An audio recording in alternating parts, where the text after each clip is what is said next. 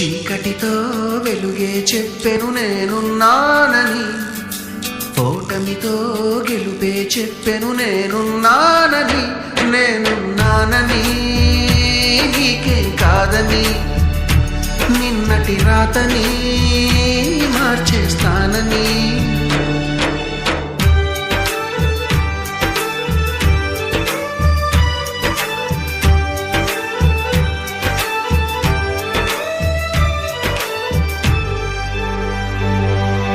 తగిలే రాళ్ళని పునాది చేసి ఎదగాలని, తరిమే వాళ్ళని హితులుగా తలచి ముందుకెళ్ళాలని.